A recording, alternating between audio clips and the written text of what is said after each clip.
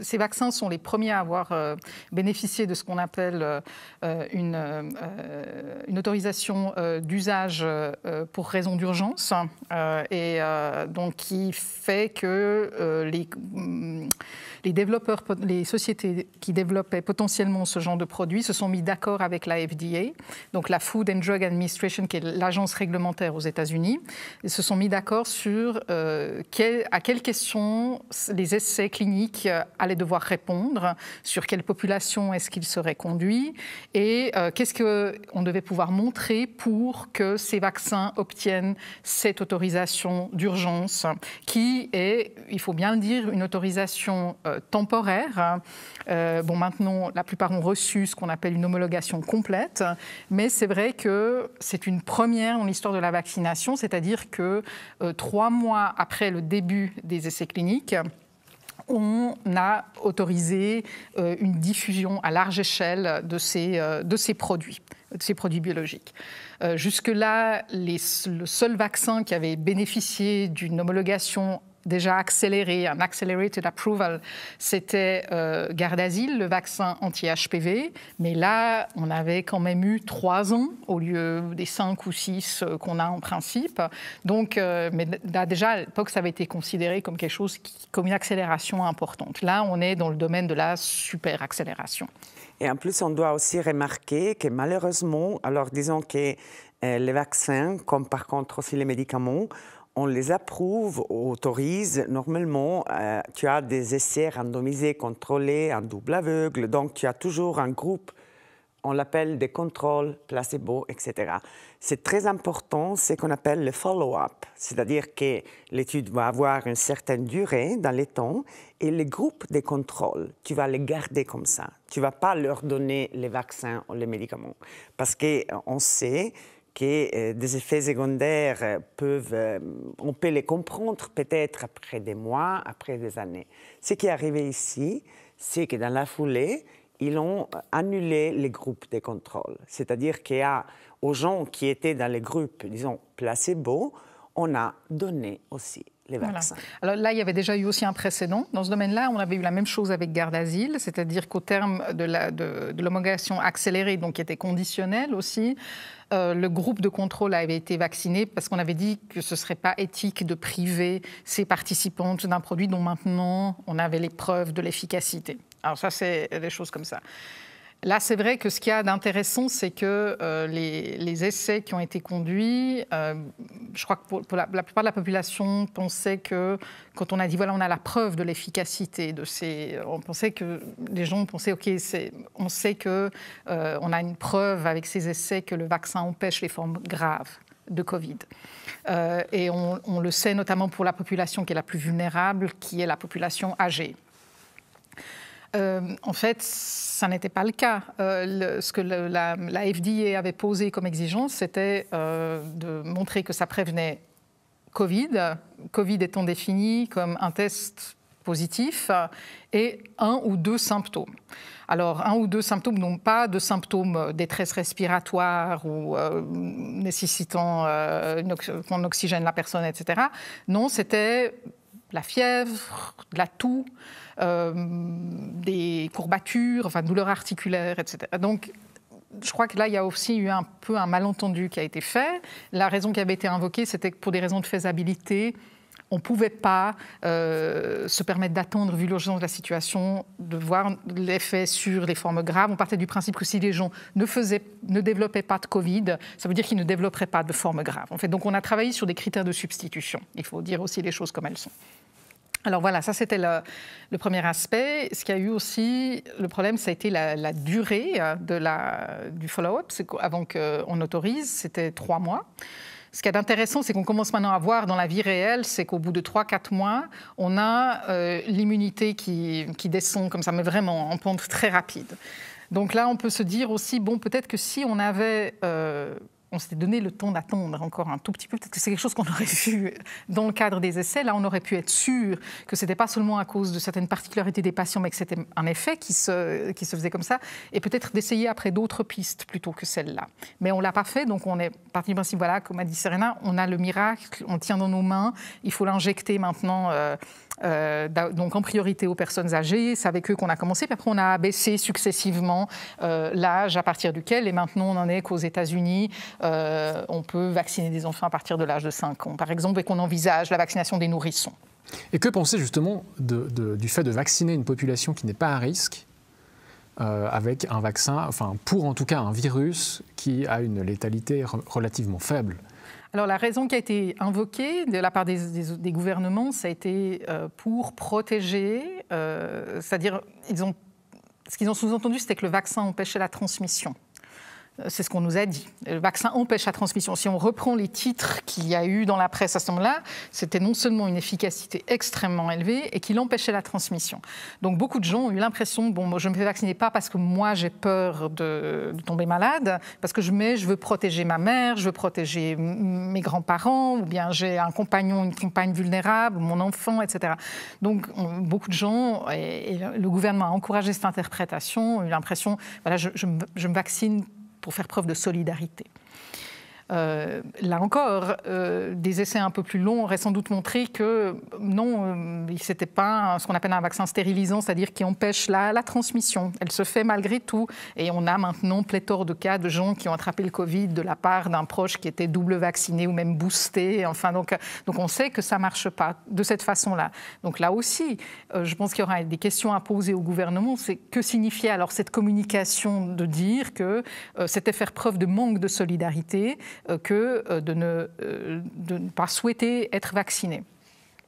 Puis, du coup, en revenant un peu à la connaissance des bases, disons que ces études n'avaient jamais comme endpoint, donc c'est qu'il allait mesurer que ces vaccins auraient empêché la transmission. Ce n'était pas ça l'endpoint. Donc, il n'y avait jamais question que ces vaccins auraient pu faire ça.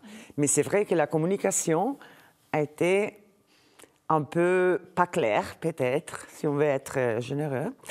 Et du coup, ce qu'on a vu aussi, que c'était assez choquant, c'est-à-dire que tous les médias et les gouvernements aussi ont présenté les chiffres d'efficacité de ces vaccins en copiant les communiqués de presse de l'industrie, disons, de la boîte qui a produit ces vaccins. Et ça, c'était à nouveau étonnant. Et personne n'a posé des questions critiques. Parce que du coup, on a aussi inventé, je dirais, dans ces 2 ans, la catégorie des anti-vax. Ça, c'est vraiment une invention contemporaine. C'est-à-dire que dans la littérature, on sait qu'il y a ce qu'on appelle hesitancy, vaccine hesitance. Donc, on sait qu'il y a une très petite partie de la population, en fait, les chiffres sont minuscules, qui, par principe, refuse, n'est pas à l'aise, ne veut pas faire vacciner les enfants aussi pour des maladies qu'on sait, que sont des vaccins qui sont en fait, ont vraiment amené quelque chose. Mais c'est une portion de la population minuscule. Mais maintenant, déjà, de poser des questions ou de dire, mais par exemple, on a un très grand problème de transparence. C'est-à-dire qu'on aimerait avoir plus de données sur le développement de ces vaccins, mais c'est très compliqué pour la communauté scientifique et médicale d'avoir accès. C'est-à-dire que l'industrie les garde secrètes. Alors, la FDA les aurait. Et vous avez, donc nous, on a lancé avec des médecins, en fait, d'abord on a adressé une demande de type Freedom of Information Act, c'est-à-dire une demande de loi sur la transparence à la FDA pour pouvoir accéder, en fait, à l'ensemble des données. Parce que ce que la FDA publie sur son site ou bien ce qui est publié dans les revues, c'est une petite partie de ce qui est fait. Donc c'est évident que là, l'industrie peut l'influencer. Elle va évidemment essayer de présenter son produit sous le meilleur jour. Je veux dire, bon, c'est le système capitaliste dans lequel nous vivons. Je veux dire, c'est de bonne guerre. En revanche, pour les chercheurs, ce serait très important de pouvoir avoir accès à d'autres documents, surtout qu'on part du principe que ces documents doivent être disponibles parce que les experts de la FDA sont censés les avoir consultés, évalués, analysés et d'en avoir tiré les conclusions que ces vaccins méritaient d'être homologués de manière classique pour finir. Et alors la FDA a dit OK, on peut donner seulement 550 pages par mois parce qu'on doit noircir certaines parties qui concernent secret commercial, etc. Et ça, c'est très inhabituel, en fait. Moi, j'ai déjà adressé plusieurs demandes FDA. En principe, ils ont un département qui est là uniquement pour gérer ce type de demande. Ça va en principe très vite. Ce n'est pas une agence qui noircit excessivement les choses. En principe, on obtient les choses relativement facilement. Et normalement, aussi, Santé Canada aux États-Unis devrait au Canada devrait mettre à disposition ces documents-là. Et là, il y a très clairement de la part de la FDA actuellement une rétention d'informations, ce qui est bien que notre collectif a pris un avocat, et Aaron Siri, donc, qui maintenant en fait, a déposé plainte, et un juge fédéral a exigé il y a quelques jours de la FDA qu'elle sorte davantage de documents, parce que sans ça on devait attendre jusqu'en 2097, je crois, d'ici à avoir en fait tout le dossier. Et là, on a appris en fait que Pfizer et la FDA, que Pfizer a proposé à la FDA de mettre ses ressources à disposition pour empêcher cette sortie d'informations. Donc, on est quand même là dans une situation qui est très bizarre, c'est-à-dire que non seulement il y a des fonds publics très importants qui ont été investis pour le développement de ces produits. Ce que Pfizer a pu générer en termes de vente, c'est complètement inédit dans l'histoire de la médecine. C'est-à-dire, on en est en une année à peu près à 33 milliards de dollars américains. Pour vous donner un ordre de grandeur, on appelle un blockbuster en industrie pharmaceutique, c'est quand vous faites des ventes pour 1 milliard de dollars par année. Et par exemple, on sait que Gardasil, le vaccin anti-HPV, est le premier vaccin blockbusters, parce qu'on est arrivé en 2019, ils avaient généré 3 milliards à peu près d'eux. Pfizer avait déjà aussi généré beaucoup avec Prevnar, c'était à 6 milliards, mais comparé à 33 milliards, c'est presque, ça fait vraiment petit joueur à côté. Donc les gains ont été stratosphériques, inédits. Des millions de personnes des centaines de millions de personnes ont été vaccinées sur la base d'un produit qui avait qu'une autorisation temporaire à l'époque. Donc, en principe, c'est évident que l'agence de réglementation devrait mettre à disposition cette documentation. On tend à penser qu'ils ont des choses à cacher, quoi, pour le coup. Ou bien alors qu'ils travaillent plutôt, en fait, on a l'impression que là, la FDA donne vraiment clairement l'impression de protéger davantage les intérêts d'une société pharmaceutique plutôt que les intérêts du public. Et c'est très dommageable aussi, parce que ça va péricliter aussi la confiance qu'on pourrait avoir dans cette agence pour toutes les homologations futures qu'elle fera. Quelle crédibilité est-ce qu'elle peut encore avoir si elle prétend que ces experts ont évalué alors, ces documents existent, ils ont été préparés, on doit pouvoir les fournir à d'autres experts, on doit pouvoir en débattre, voilà, il doit y avoir un effort de transparence par rapport à ça. Et là, pour l'instant, on est encore en pleine opacité. Bon, il y a eu aussi ces phénomènes aussi incroyables, c'est-à-dire qu'il y a eu évidemment une pression politique des institutions, des gouvernements sur les agences qui étaient censées amener sur les marchés ces vaccins. Ça, on l'a vu avec l'FDA. Pour qu'ils aillent le plus vite possible. Le plus vite possible. Et il y a eu aussi, au moment donné, il y a eu des phénomènes assez drôles, c'est-à-dire qu'avant que l'FDA avait vraiment accès aux données complètes, Biden a dit « vous allez approuver hein? ». C'était comme ça. Et on a vu en fait un petit peu la même chose avec l'Agence européenne des médicaments. Swissmedic, il y avait des pressions plutôt des parlementaires en Suisse qui demandaient qu'est-ce que faisait Swissmedic, pourquoi est-ce qu'ils traînaient des pieds alors que déjà dans l'Union européenne on pouvait commencer. Enfin, on a toujours un scénario classique, c'est toujours les autres vont beaucoup plus vite, pourquoi est-ce que nous traînons les pieds? Et voilà, donc traîner les pieds, c'est pas toujours une mauvaise chose. Je tiens peut-être un épisode que les gens n'ont plus en mémoire, c'est justement de nouveau la grippe H1N1 avec le vaccin Pandemrix. à l'époque, ce vaccin avait été autorisé, par exemple, par l'EMA pour les femmes enceintes et pour les enfants. Et Swissmedic a réévalué encore, et Swissmedic a déclaré que Pandemrix pouvait être commercialisé en Suisse, mais pas pour les femmes enceintes et pas pour les enfants. Et c'est probablement grâce à ça en fait, qu'on n'a pas eu de cas de narcolepsie en Suisse suite à la vaccination anti-H1N1. Donc Swissmedic a demandé qu'il y ait d'autres vaccins qui soient disponibles. Il y a notamment à l'époque, Novartis avait une division vaccin, et c'est le vaccin de Novartis qui a été pris pour vacciner les enfants. Et là, par exemple, et je me rappelle, il y a eu un audit qui avait été fait de la façon dont la crise H1N1 avait été gérée en Suisse. Et c'était intéressant parce que les auteurs de cet audit étaient liés à GlaxoSmithKline pour certains, et c'était évidemment des conflits d'intérêts qui n'étaient pas déclarés dans le rapport, mais c'était quelque chose pour lequel Swissmedic s'était fait remonter les bretelles en disant ça va pas, on se pose vraiment la question de là, on était dans une situation de crise, donc de nouveau cet argument qui est arrivé, on avait un urgent besoin de ces vaccins et Swissmedic a voulu faire cavalier seul. Le résultat, il a fallu organiser d'autres lots de vaccins, ça a été très compliqué.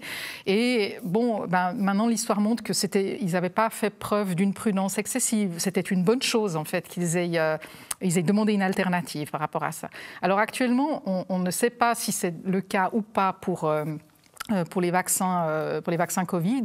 Disons, on sait en tout cas que pour les hommes jeunes, très clairement, ils représentent un risque. Ce qu'il y a eu de très curieux dans la communication maintenant, c'est qu'on a inventé la myocardite légère. En fait, ça c'est un nouveau, c'est-à-dire ou bien la myocardite dont on se remet vite.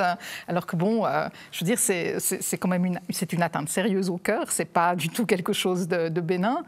En revanche, on a Covid long qui, lui, peine toujours à émerger comme une entité nosographique clairement définie, mais qui est agitée à tour de bras pour justifier telle ou telle mesure.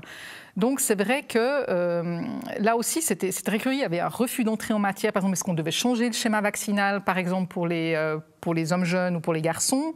On a d'abord nié, on a dit que c'était une théorie du complot, que c'était les anti-vax qui disaient ça. Donc c'est toujours fascinant de voir qu'on doit passer par une phase de délire, de colère, où on cloue au pilori des gens, et tout d'un coup, après, ah ben non, c'est vrai, ça existe, etc. Mais les semaines précédentes, des gens se sont retrouvés vraiment objets de vindicte, alors qu'ils avaient fait leur travail, mis en évidence un signal qui est préoccupant.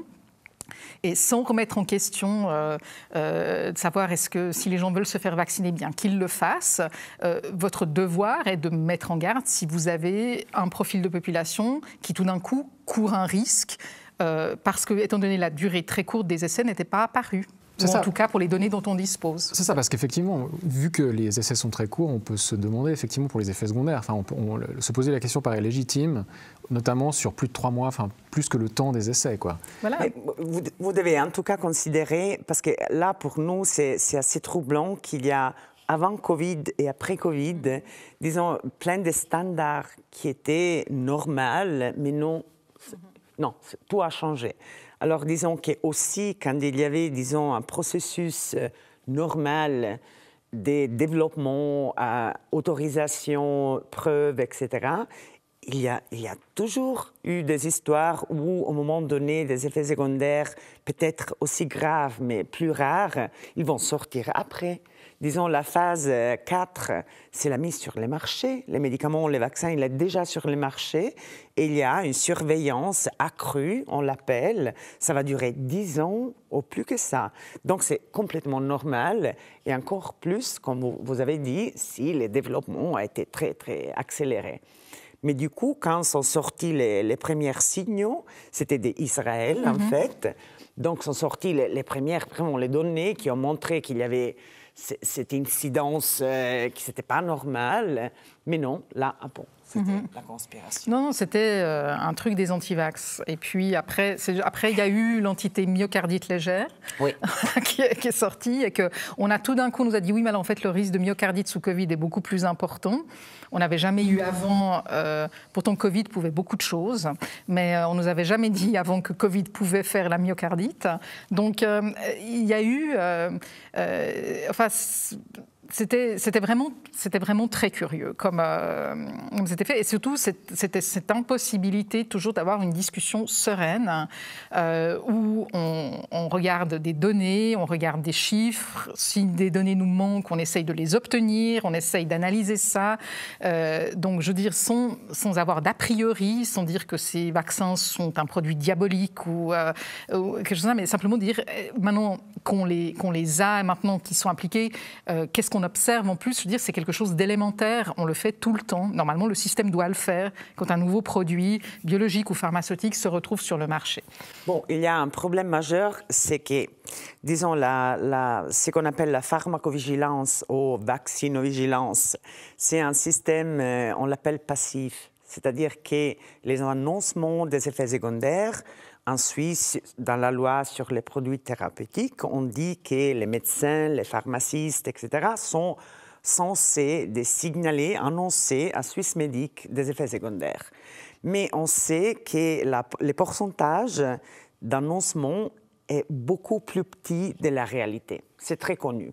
Alors, c'était le passé, disons, avant Covid, et ça, je peux témoigner comme journaliste d'investigation dans ces domaines, disons qu'il y avait toujours un intérêt à être, disons, à côté des patients, de la population, de dire, OK, tu penses d'être victime d'effets secondaires. C'était, par exemple, un sujet que les rédacteurs en chef adoraient.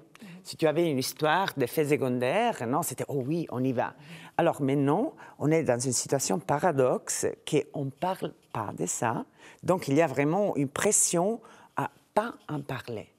Oui, il y a eu ça aussi chez des médecins, c'est-à-dire des médecins qui redoutaient que s'ils annonçaient des effets indésirables de leurs patients, que ça allait compromettre la campagne de vaccination.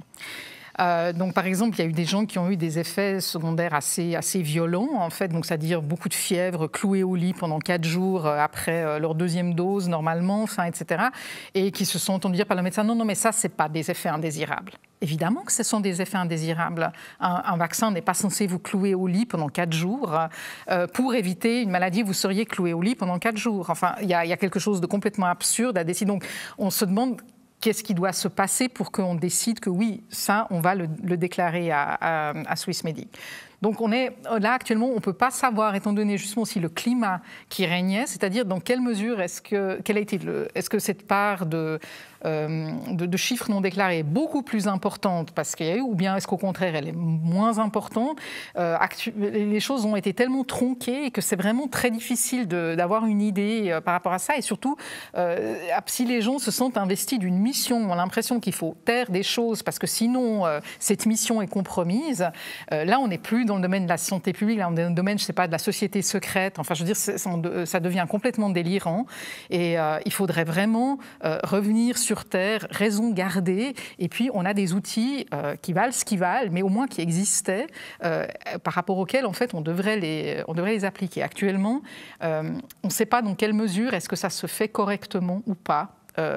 Par rapport à ces produits. Et puis il y a cette confiance finalement dans l'industrie pharmaceutique, que ce soit des parlementaires qui autorisent que les autorités de régulation soient financées par l'industrie, ou même des médias ou du grand public qui finalement ont ce regard, voient l'industrie comme les bienfaiteurs, etc., alors que par le passé, ils sont connus pour avoir un passif dans ce domaine, avec des amendes records, etc. Absolument. Ils ont été condamnés au pénal pour des choses. Oui, mais tout a changé maintenant. L'industrie sont des bienfaiteurs. En tout cas. Mais comment expliquer ça? C'est pas sorti de rien.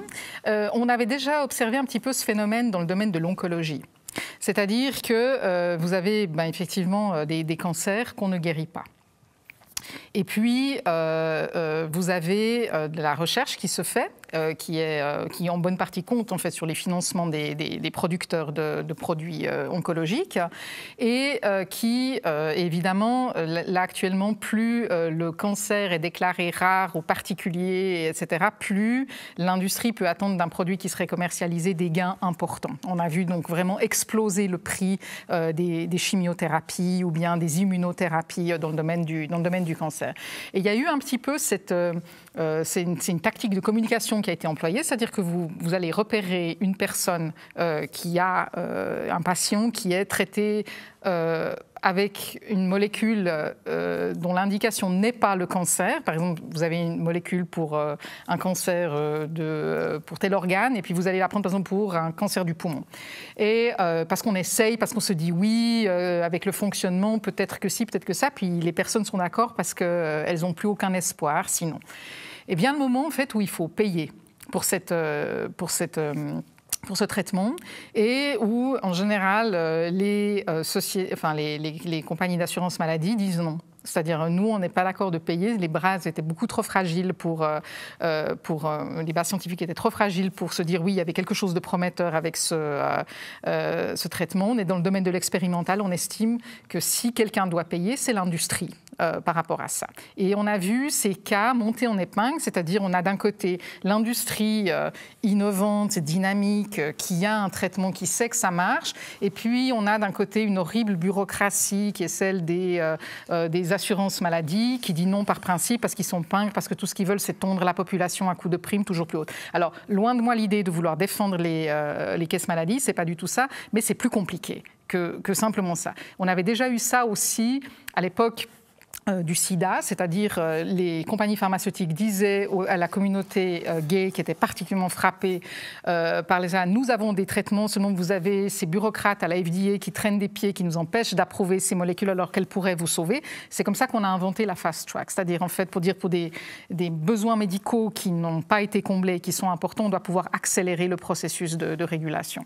Donc c'est pas sorti de nulle part, mais c'est vrai qu'à cette échelle-là, c'est assez fou parce que c'est effectivement comme si le passif de ces sociétés avait été complètement effacé, alors que il y a des chercheurs comme Peter Gottschalk qui n'hésitent pas en fait à dire que dans le domaine de la pharma, on est dans le domaine de la criminalité organisée.